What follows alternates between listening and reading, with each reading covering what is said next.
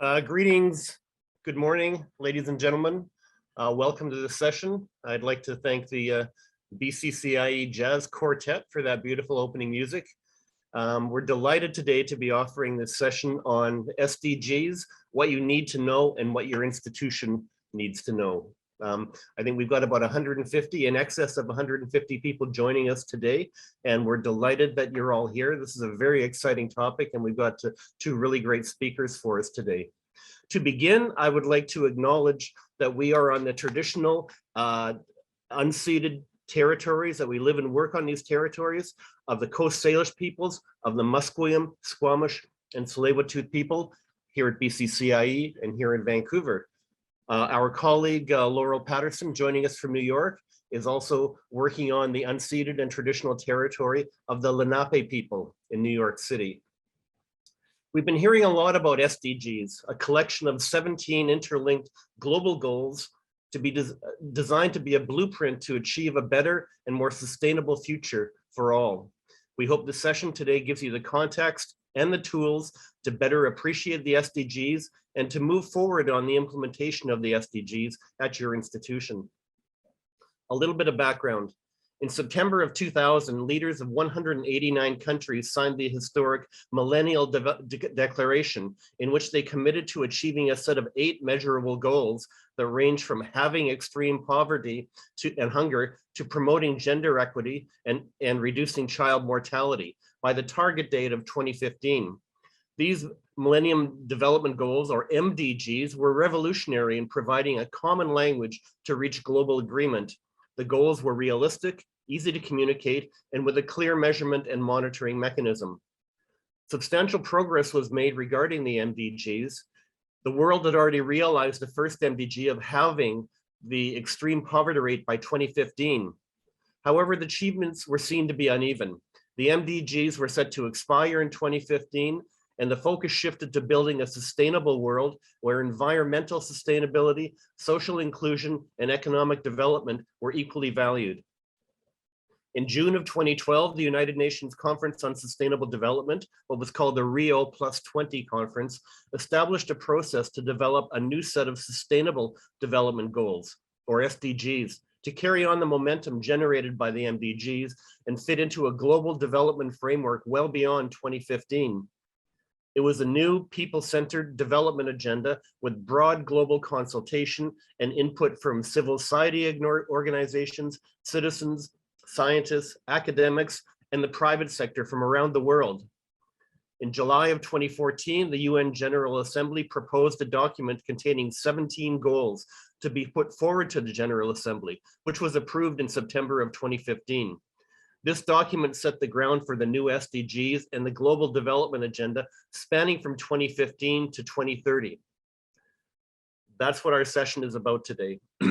I will moderate the session from a distance, but allow our 2 interlocutors to carry the conversation. At the end of this session, I will help advance questions that you, the audience, have posed in the Q&A function of your screen. We have 2 impressive speakers today. One, Ms. Shaheen Nanji, to speak from a Canadian institutional perspective, where Shaheen is choreographing the SDG initiative at Simon Fraser University.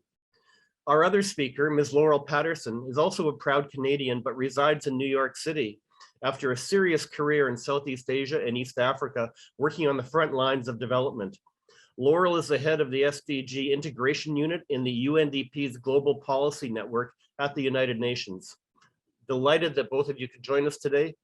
Laurel and Shaheen, thanks very much. Over to you folks.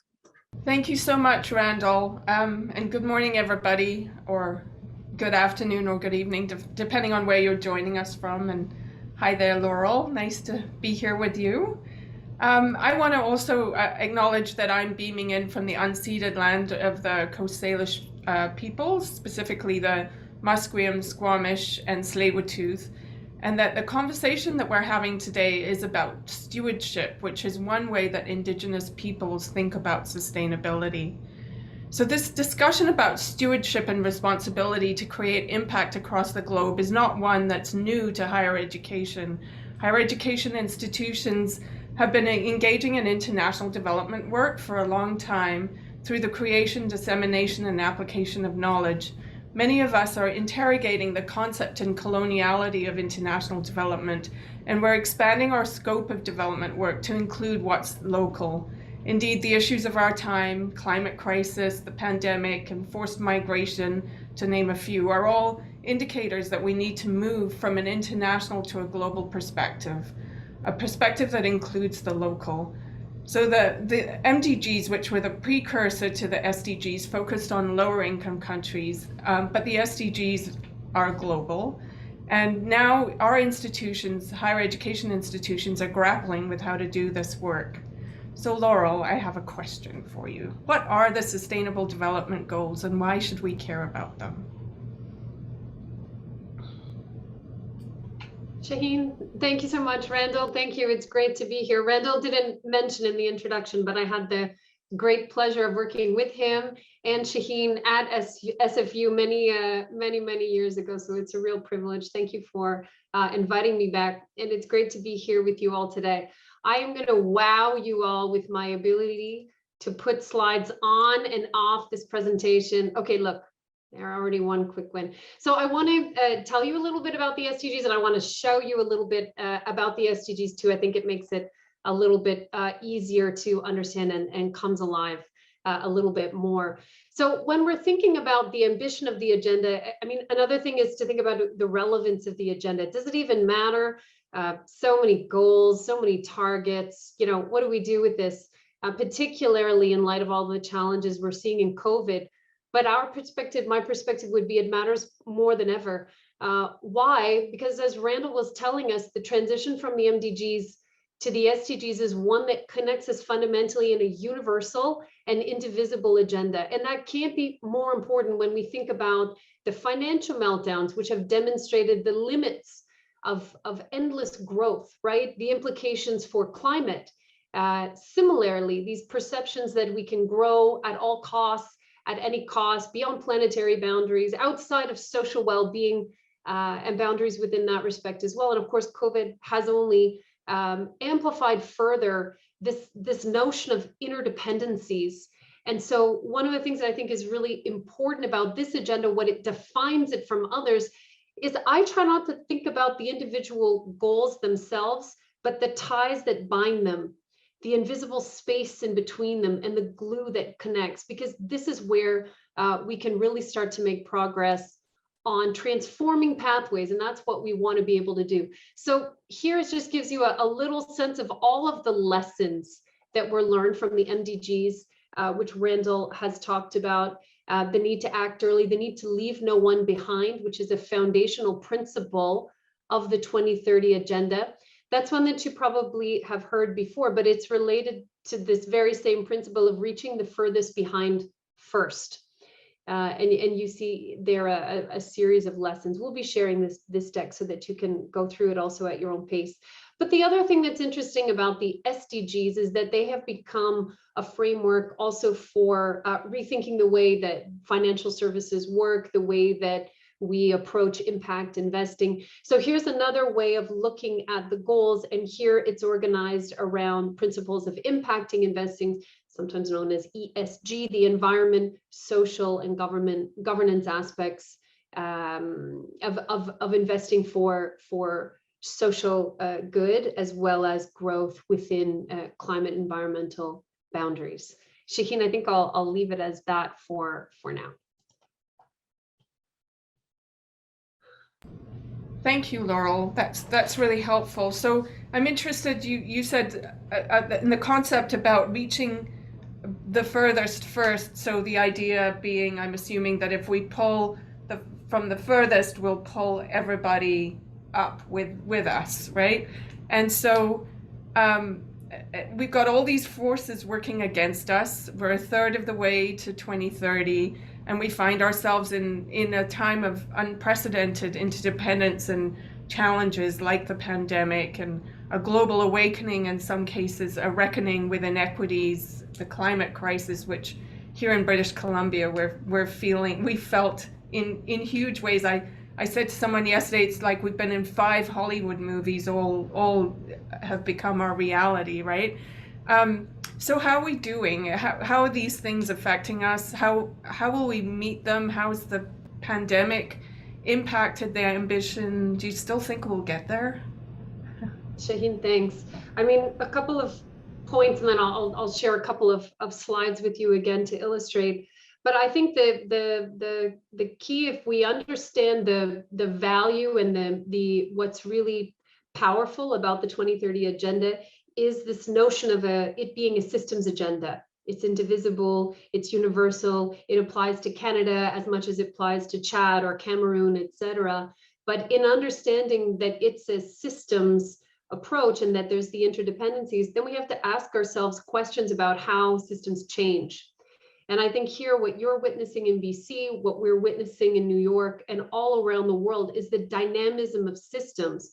But a lot of the times what we try to capture in the way that we work in organizations is linear pathways, is theories of change that say, if I do this, and then do that, and then do this, it will lead me to a solution. But the world that we live in is much more dynamic. It's moving much faster and it's changing. So the question becomes, how can we shift our mindsets and our organizational approaches to be more dynamic and in tune with the changes that we're seeing around us, which we know are only increasing in terms of the speed and the speed of the interconnections. So one of the things that we try and do in our work at UNDP is think in terms of futures, in terms of possibilities, and in terms of options. And what I'm sharing with you here is some of the findings of a study which we did last year, and we continue to evolve this year in trying to understand the way that COVID could impact development pathways in all different kinds of country contexts. So some of the highlights that you see here, and it may not surprise you, but it nonetheless, that 8 out of 10 of the people that are going to be pushed into poverty as a direct result of the pandemic are in the poorest countries in the world. And that may seem obvious, but when you think of the way that COVID has been experienced, the health implications for big industrialized wealthy countries, it's important to remember that even though those impacts are certainly felt, their lasting implications are shorter than they are for other poorer countries, particularly from an economic and social perspective. If I go to the next slide here, this just gives you a little bit of a sense of, I will replay this for your viewing enjoyment. What we've done here is we've mapped out a couple of different scenarios. High damage, which at some points last year when we put this together seemed very unrealistic. Now it doesn't seem unrealistic at all. A COVID baseline and an SDG push scenario where what we'd be able to do is combine a set of interventions across different aspects of human development. And you can see there the sort of 4 main buckets that we created that scenario around. It's a what if, as all of these scenarios are. What if we made investments in social protection? What if we made investments in digitalization, in a green recovery, and in governance?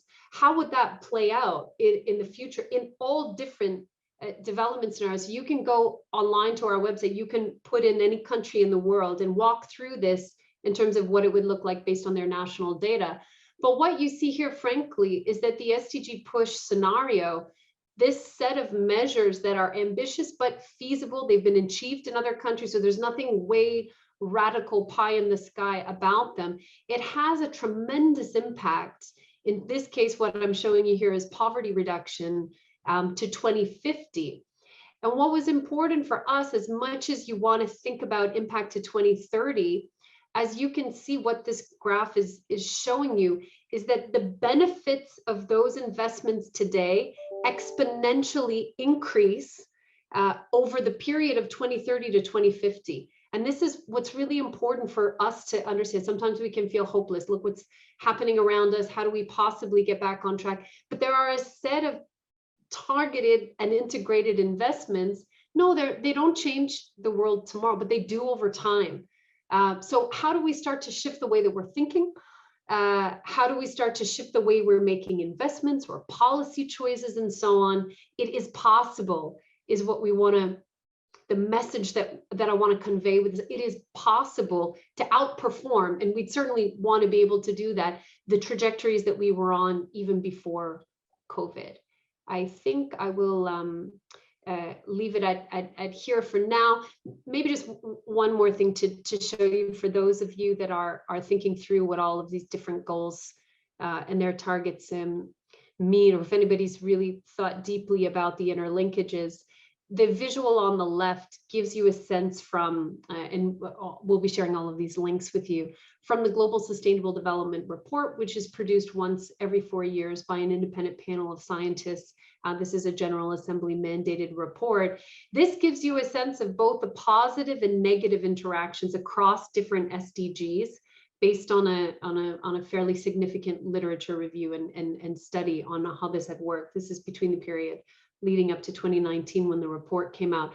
So it just gives you a sense that there is a lot of work out there to help us understand the way that these issues and challenges interact with each other, and whether that is a positive interaction or one that's negative, and helps us think through then what do we need to do? What would a policy option then need to look like so that we are maximizing the potential of positive interactions and we're minimizing the negative.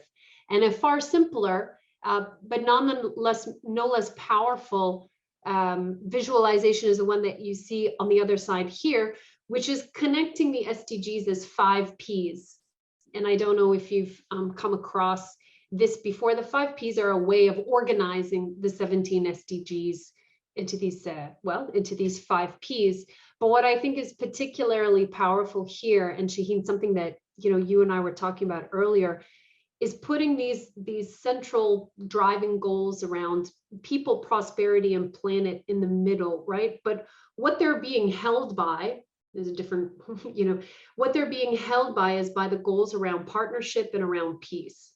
Partnership is goal 17, peace is the goal 16. So it's important to see the way that, certain important progress around the 3 dimensions of sustainability are being captured in the middle, but this holding function which partnership and peace objectives provide to drive progress on the agenda. Thanks, Shaheen. I'll leave it at that.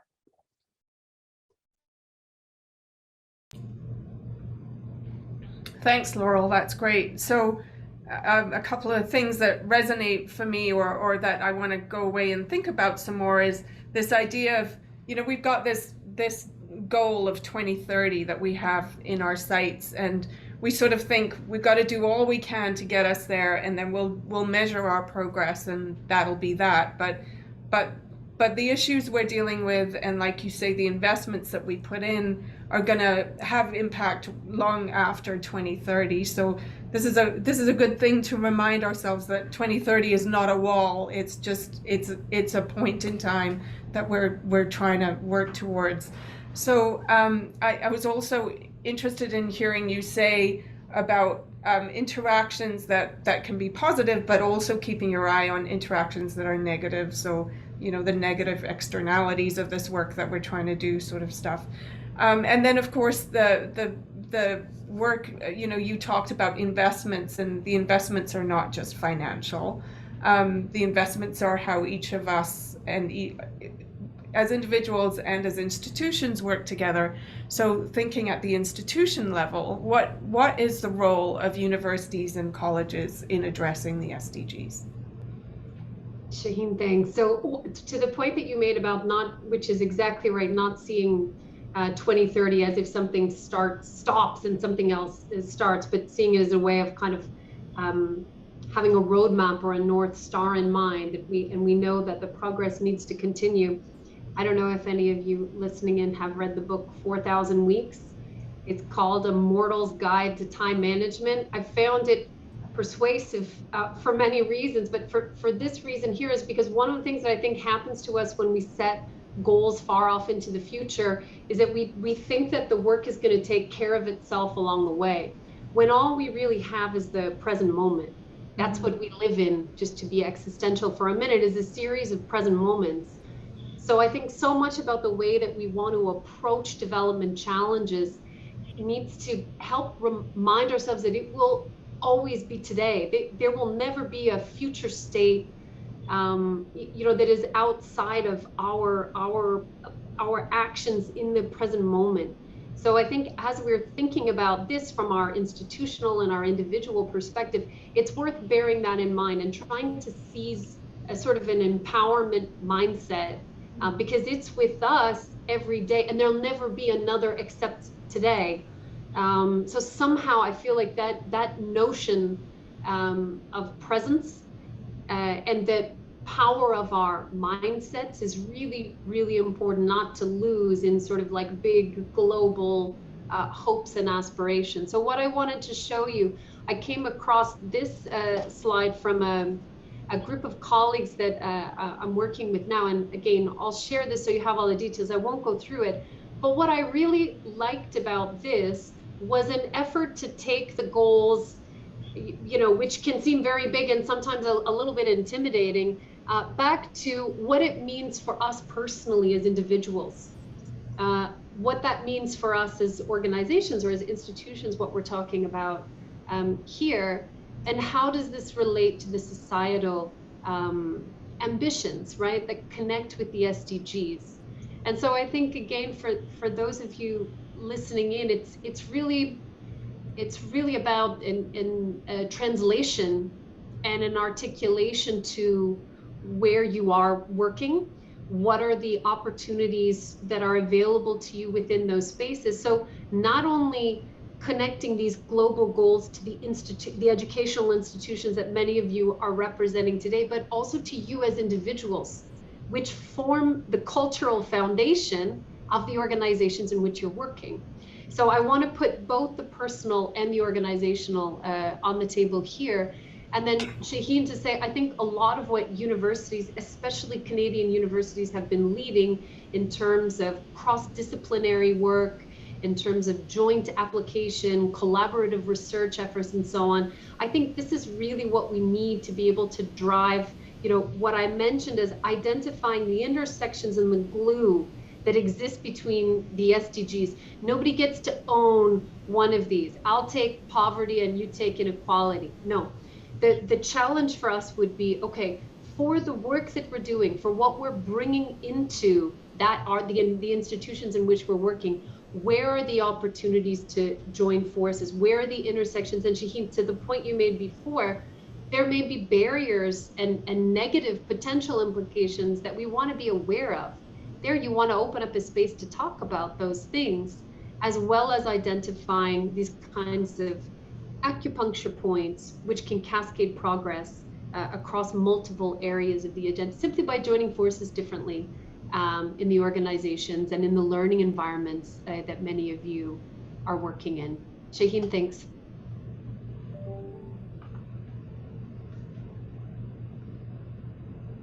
Thanks, Laurel. That's great. At SFU, we've been doing some work on the SDGs. You know, we developed a framework for our engagement on the SDGs a few years ago, which had 4 areas of mobilization: teaching, research, operations, and engagement. And this sort of laid the foundation for our participation in the Times Higher Education Impact Rankings, which measure institutions' impacts on the 17 goals.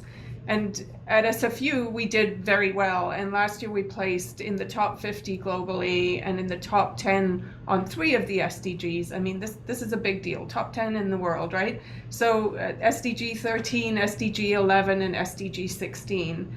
And so, you know, there's this sort of like, okay, here's where we're excelling. We can take this. Let's focus on those 3 SDGs and do them well. So that's one option, right?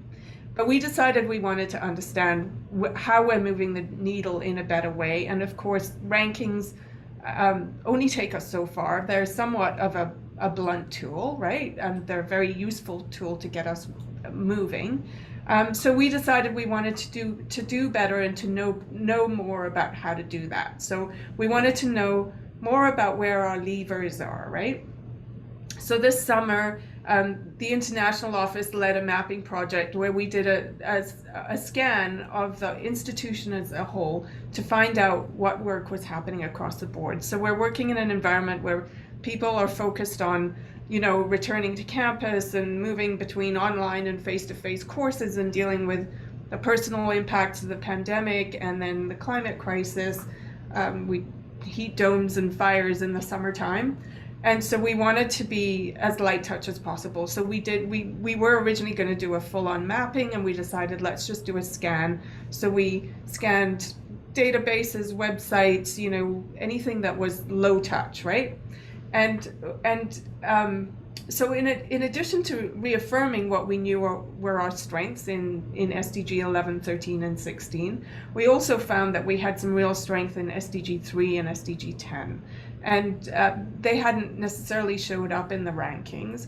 So the next step for us now is to deepen that thinking, right? So we want to do an internal stakeholder engagement to start, which will do three things. The first is going to be to validate and improve the data that we collected. And then the second is to decide on and create action areas or set priorities that aren't individual SDGs, but as you frame it, sort of thinking about the space and the glue in between, right? And then also to put the SDGs into context. So to think about how to improve on the SDG agenda for our own context, what we're calling an SDG++ approach. And so that's expanding the work on inclusion, reconciliation, decolonization, and things like the binary notion of gender. So how can we deepen the SDGs as a framework, but put them in context? And then from that, we're going to develop an institutional SDG framework, which will form the backbone of our global engagement plan. And we know that we want something that's going to be grounded in principles and commitments to reconciliation, equity, decolonization, and inclusion. And it's going to be driven by the importance of engagement, as you were saying, across sectors, disciplines, communities, cultures, and be impact focused.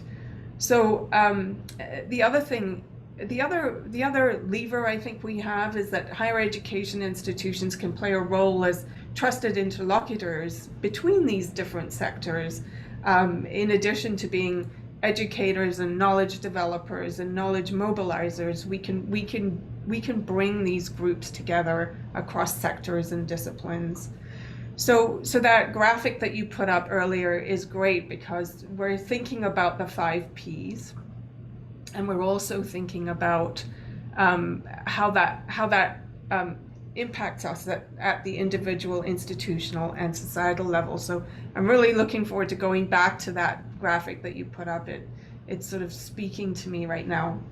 But yeah, I mean, I'd welcome your thoughts on what we're doing and where we might go.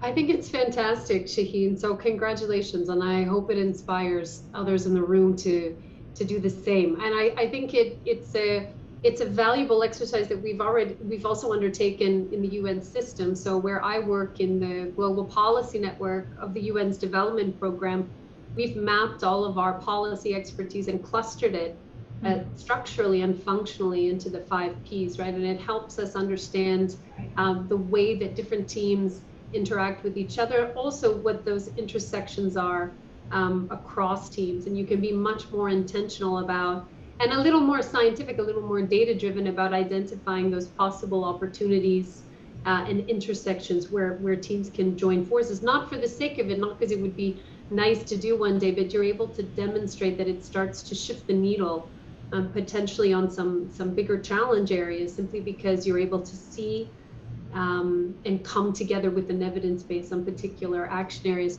What I wanted to put up is a different slide this time, but it's my favorite one. So it doesn't look as good as the others, but Shaheen, you inspired me to put this one up. Let me see if I can put it as a slideshow so that it looks nicer. Yeah. So here's what I would say to you, Shaheen, and to everybody that's listening, is that it's not easy to do this. If this was a simple exercise, if it was going to be neat and tidy, if everybody was going to see themselves in a box and action 3 points, it would be done by now. It's not. So I actually have this pinned to the wall behind me as well too. It's just to say that don't lose hope and don't give up in trying to take a systems approach to something that is very complex in a way that frankly we haven't, as societies and as organizations, been able to do before.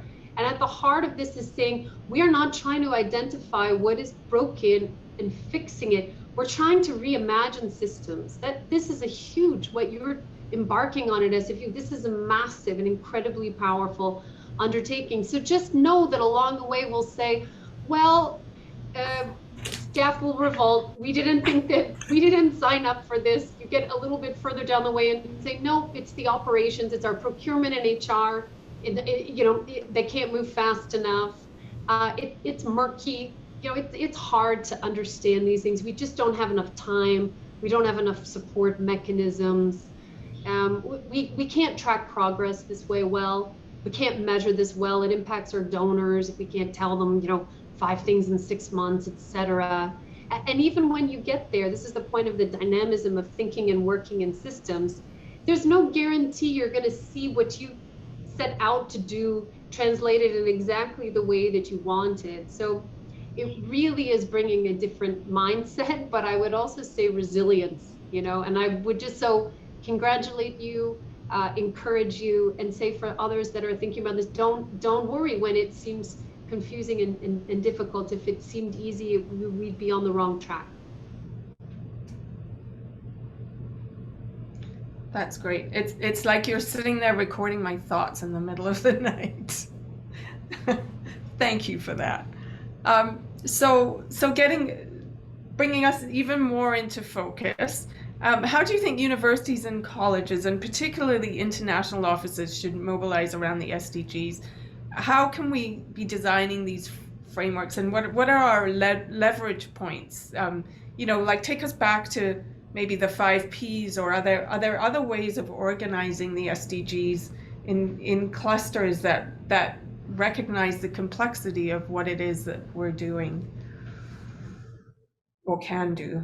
Absolutely. Well, I'd say in that respect, Shaheen, you're already off to a fantastic start by trying to identify where there are centers of gravity and energy around different SDGs, and starting to map their intersections as well as some of the opportunities and barriers around them. That makes sense.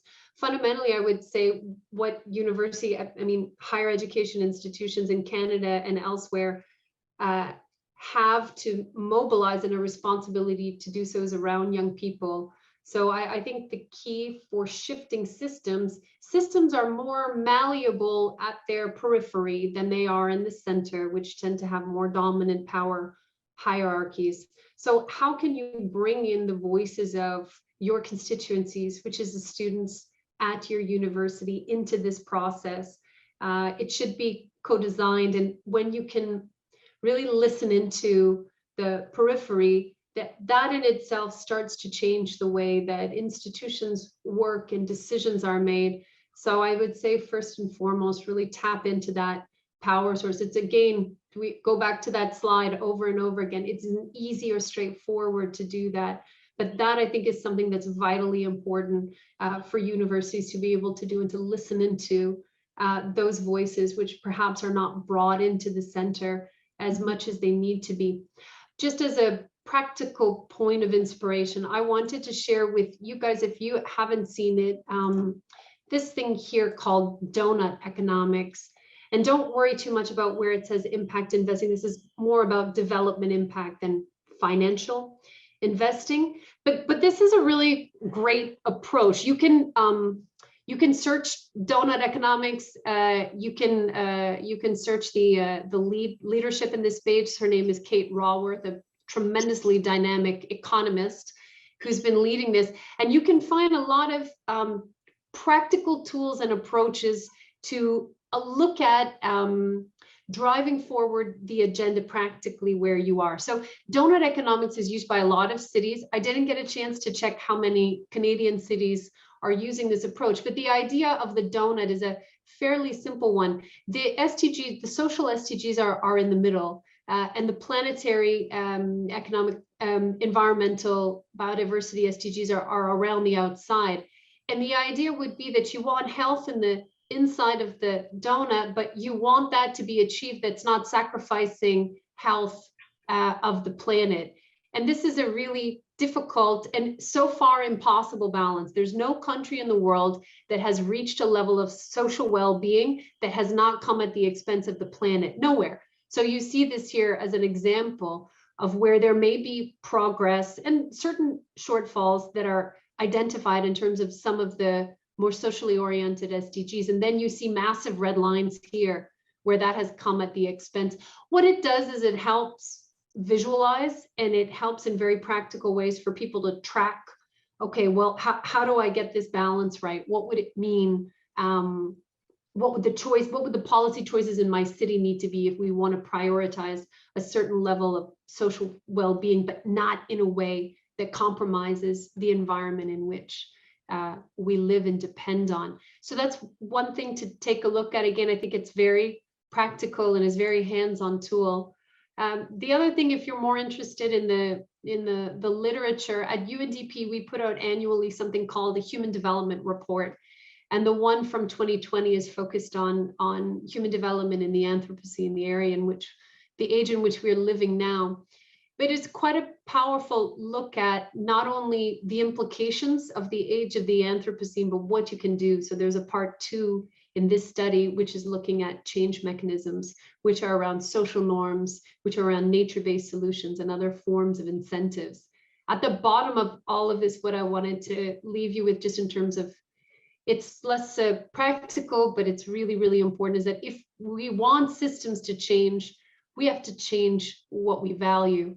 And these tools, donut economics and other things, that helps us to do that, to identify what we want to value and then put our resources behind that. So if we value environmental well-being, that's going to mean adjustments to certain economic or social goals that we may have had, or at least a rethink of how we achieve them within planetary boundaries. Another important message that comes out of this study is this notion not only of the challenge which we're in now, which is that we value what we measure, but flipping that around to measure what we value.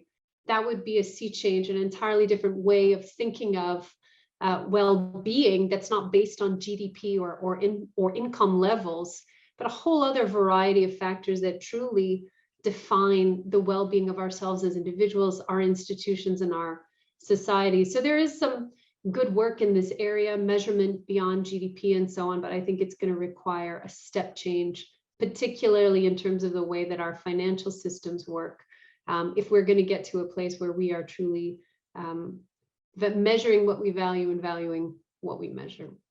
Thanks, Shaheen. Thank you, Laurel. That's great. You've given me lots to think about. So I'm hoping that that's true of others in the audience. And I guess I have other questions. I have lots of other questions, but I've been told it's time to hand this back to Randall, who's going to facilitate questions from the audience. So I'll share you here. Thank you, Shaheen.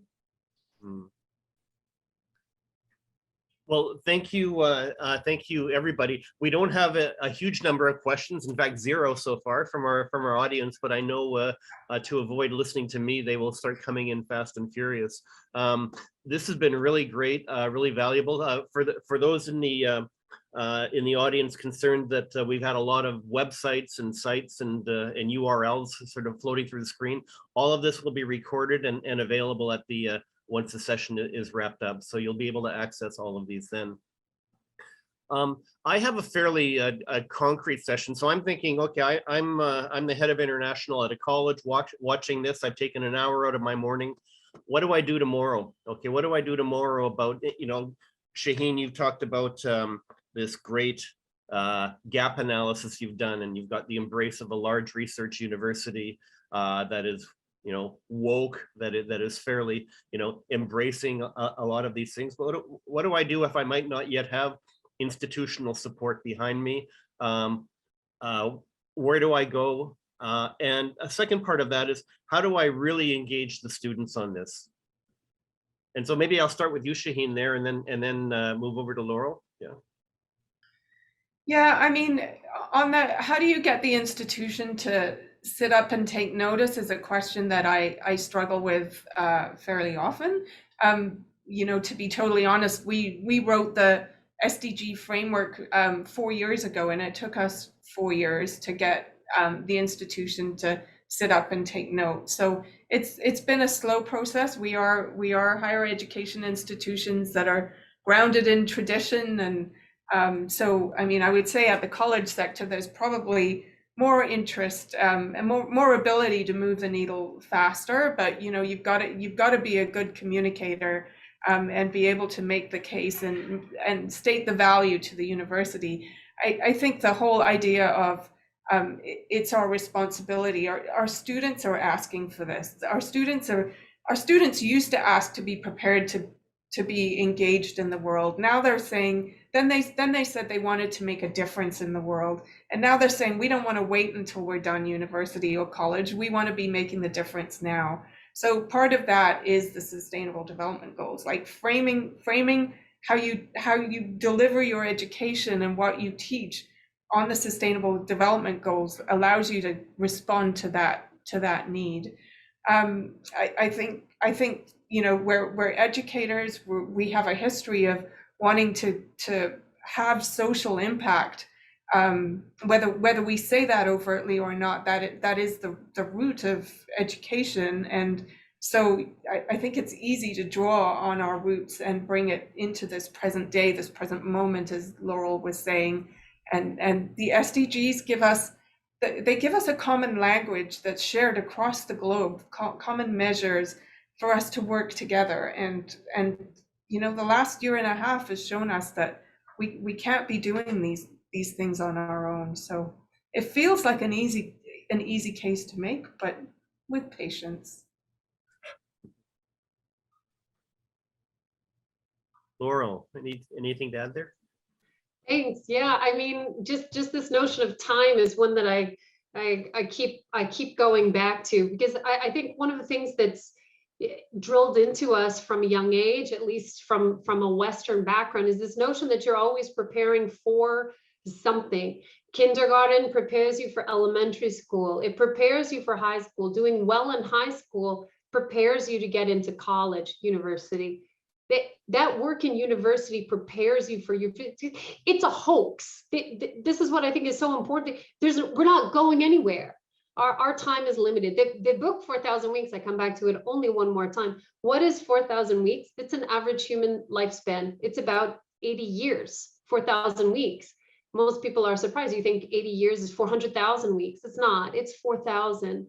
So to me, we need to bring ourselves back to generating value and meaning for ourselves, in our families, for our communities now, where we are. We're not going anywhere else. There isn't anywhere else to be. So a lot of the work that we've started doing with the MIT Presencing Institute, for those of you that might know some of their work, is working on mindset shifts. And part of what's come up for us, and I'll put a little note in the chat, you may want to do it yourself, is starting from your family or the colleagues that you work with and asking 3 questions of each other. And we've done this with our senior leadership teams at UNDP as well too. Question 1 is to share a little bit about your family background. Question number 2 is to share one or two defining life moments. And question 3 is to ask to share what's percolating in your life right now. Just that, just this. And there's another set of questions that follow it. But this transforms the way that we relate to each other. It allows us to understand and share the fullness of our experience outside of what my job or your job or somebody else's job or technical know-how has them. And as we start to build relationships and trust, those are the tracks on which systems change is possible. Trust defines the upper and the lower boundaries of transformation. If you don't trust somebody, you're going to take half a step. It's certainly not going to be leaps and bounds. That's the way it works. So I think really, as much as I could have told you about poverty trends and inequality trends and where climate is going, and we could do that, and that's an important conversation. I think it's so, don't forget the power of you and the moment where you are now. And there's not difficult, there's pretty simple exercises that can help us to reimagine our individual well-being and our institutional cultures and so on, that help us get at those bigger aims. Thanks. I think it was an American politician, Tip O'Neill, who coined the phrase "all politics are local." And I think if you look at the SDGs and the big mess that the planet is in on so many fronts, it just feels very daunting. And I think there's a bit of reassurance that we can start with our own lives, with our own institutions, with our own routines, and just build from there. Is sort of related to that, this has become the sort of cause du jour of Western academe, I think, in the last year, rightly so. But are these concerns shared as much in the global South, in the developing world, as they are sort of preoccupying us right now? That's a great question, Randall. And I think one of the things that sometimes is clear to local communities and to those that are more vested in other forms of knowing, so that I would say Indigenous communities as well too, is this notion of interdependencies, and what Shaheen started with, this notion of stewardship. So land is not about ownership and proprietary rights. It's about family and ancestors. It's a different way of thinking about the world. I think there are cultures and traditions in other parts of the world where that remains much more embedded. And so I think it becomes a lot of the way that people think and operate already is within those ways. But I do think there's a growing understanding in all parts of the world about this notion of interdependencies and interconnections. And there's fantastic academic work, which includes a lot of researchers in academia from the South as well too, around these intersections and connection points. There's a fantastic piece of work done, commissioned by the Earth Commission, on just and safe corridors. And it's really a powerful way of even going beyond the donut economics, which puts a certain set of well-being indicators in the middle and environmental considerations around the outside, to really looking at exactly how those interact and interface with each other. So I do think we're moving in this direction. I think we're compelled by what we see around us, but it will be a kind of, in my view, that will be sort of like a stealthy and energized and resilient group of people that need to keep moving it forward. Otherwise, we do tend to fall back into thinking about sectors and the individual parts rather than the whole.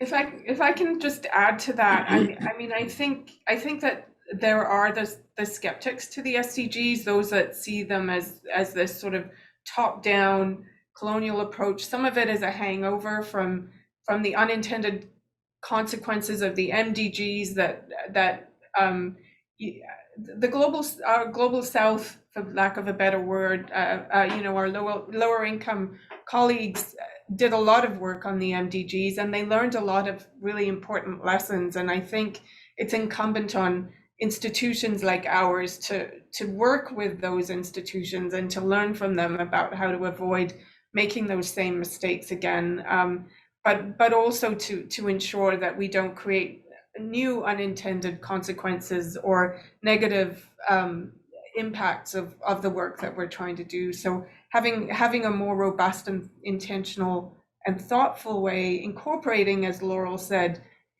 different ways of knowing and thinking about these things is really important. So having an inclusive approach that goes away, that moves away from privileging Western paradigms only, I think is important. Great, thank you. Our questions are coming in fast and furious here, so I might try to address a few of these. Thank you, Rhonda. To paraphrase Rhonda's question about what work is being done to help institutions develop robust, relevant measurement frameworks to understand their community development impact in alignment with the SDGs. And so not only what work is being done to help institutions, but I think what role do provincial governments, perhaps associations like ours in BCCIE, national associations, what role would they have, and are there tools that we can have given to us to help our community or to help our stakeholders? Yeah, there's great tools that are available to help institutions think through maybe two ways of saying it, to think through their an SDG alignment. So we've worked a lot with governments since the agenda was adopted to ensure an alignment between their national development priorities and the SDGs. And it also helps them interrogate, and would be the same thing for other institutions, where there may be gaps, right, or opportunities to connect in different ways.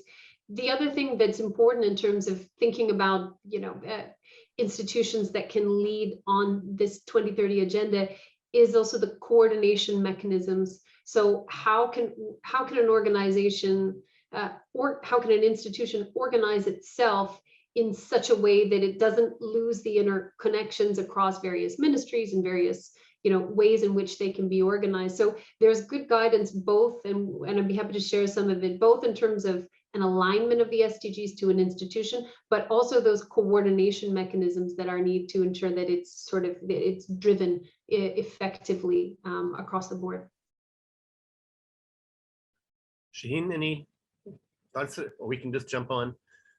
No, I mean, I think there are other organizations that are doing some work to help institutions think through these things as well. Like the Sustainable Development Solutions Network is one that has, that's working actively with universities around the world. But there's a chapter in Canada that would welcome opportunities to chat with any of us to talk about how we can develop our plans for engaging on the SDGs. There are tools like 17 rooms and all kinds of other tools that can help us organize our thinking and do that mapping a little bit and bring people together to do the innovating and thinking about how to organize this. Maybe to be one step more practical, Randall, because Shaheen was more practical than me, and then I was thinking I should be more practical too. In the back, in the last slide of the deck that I shared also in the chat, and Idil, my colleague Idil, I think is on the call, so she might be able to put it as well too. You can see there's some links to the SDG integration website, which has a whole series of global resources. It has a whole toolkit of about 100 different, practically it's for different contexts and so on, but you could take a look. Thank you, Idil. You could take a look within there at specific acceleration tools. We've just launched an integrated policy practitioners network, very much meant to be something that connects policy, government, academia, and others, and builds skills for integrated approaches to policy. So that would be another way to get some practical resources and training tips and so on to your institution. Thanks. And related to this question, sort of a follow-up, is a lot of the generation of interest or impetus for activity seems to be bottom up, coming from the institutional level up. And one question is there any sort of hard pressure, top down pressure coming from governments, coming from national associations? And certainly in the Canadian context, Shaheen, are you hearing stuff from Universities Canada to basically put that downward pressure on senior administration to help them to support these roles? I would say there's increasing pressure. I think up to now, the interest and the momentum has been coming bottom up, but I think, I would say the Times Higher Ed impact rankings made a huge difference. Like everybody's, at the leadership level of institutions as well, people started to take note about that, and leaders are curious about how well they're doing in this framework, right? So so that's one thing, and I know that Universities Canada, CBIE, and others are facilitating conversations and trying to bring us together to talk about how we do this. But I wouldn't classify it as a top-down impetus, but more a curiosity and desire to organize around something that is recognized as important. Okay, great, thanks. Laurel, maybe more for you here. You mentioned the change in the global financial system. What could that look like, and how can individuals or institutions work towards that? That is a great and tricky question, whoever asked it. But thank you. That makes sense too. No, thanks very much for that. I mean, I was thinking when Shaheen was reflecting in her last response as well too, there's a lot of demand from investors, and that's why this space of ESG investing is growing so quickly. People want to ensure that their resources are being, their financial resources are being invested in a way that is cognizant of environmental governance and social impacts. And there's a whole realm and universe of metrics and ways that is being that's being led. And I think it's not without risks as well too, of what I'm sure you've heard of greenwashing. I learned a new term today of impact washing, where we want to state certain aims and we want to state certain impact, but our focus is still very output oriented. And there's a big leap between, the way that we look at certain metrics in ESG investing and the impact, the outcomes that those contribute to that. So I think we do have to take care. I think fundamentally it would require a revaluation of the way that we review companies and financially reward them, and the way that they operate in the communities in which they're working right now. So I think it can learn from some of these ESG metrics, but it would need to really move beyond that to the way that we literally value financial assets in the system. Okay, great. Thank you. We've only got a couple minutes left, and actually the questions are pouring in fast and furious right now. One talks about the importance of working in the margins of the system and engaging students in particular, but could we also speak to how we might extend this to researchers? Now, again, in the post-secondary environment, research is a bit, especially in the research universities, a big function of what we do. How do we extend the SDG, interest in the SDGs to our researchers, especially in the context of internationalization or international research? Shaheen, do you want to pop in on that one, or do you want me to pop in? I'd love to hear your thoughts first. No, it's a great question, and Randall, thanks for also sort of giving that overview, because that is where there's a lot of importance. There's a lot of incentives in academic institutions. So that's where, if we could start making some changes, you could also see significant impacts across systems, right? That's something I would see as more as at the central of the system. So to me, some of the things that can be done there immediately is to ask ourselves about the intersections across certain research, and to try to advocate for funding that is more cross-disciplinary in its orientation, and to do that with a science-based lens. So again, it's not intuition, it's not what I would want to see in the world, but where are we seeing these intersections between issues, and how do we capitalize on them intentionally and push for research and push for funding that is connecting across some of these areas. And so some of the other points of research that I've shared, it really helps us understand the intersections and the interdependencies. How could those things be brought forward and financed at the start of research, right? So that it helps inform the direction of research.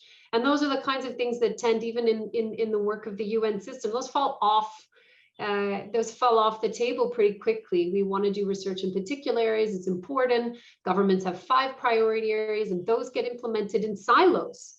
So I think it's particularly important from a research lens, where there is power and ability to influence, to start demanding that, asking for that, finding creative ways of bringing in other financing resources so that we start to understand interdependencies.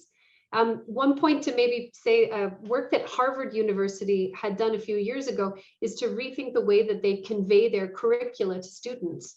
So I just found that interesting, and I'd always wanted to do something similar with the way that policy offers take place at the UN Development Program. But it was a way of understanding maybe a non-intuitive or a more intuitive connection between different subject areas within big areas of work that university put forward. So maybe if you were interested in the English department and in a course in Shakespeare, you may be recommended all other courses in the English department. But what this new algorithm was doing, this new map, was saying, well, maybe you'd be interested in something specific on anthropology. maybe there's something in the geography, and it all relates to what might be brought to the fore in learning around Shakespeare. So I also think there's tremendous opportunities to create these interdependency maps and alternative pathways also for the way that we think about different sectors, so to speak, or departments of work in a university. Great, thank you. Well, in fact, I mean, that speaks to the interdisciplinarity that really is living very well in a lot of our post-secondaries as well. I'm afraid we've just gone 1 minute over time here already, so I'm going to have to bring this to a close. Lots of great comments in the chat room and lots of great questions here.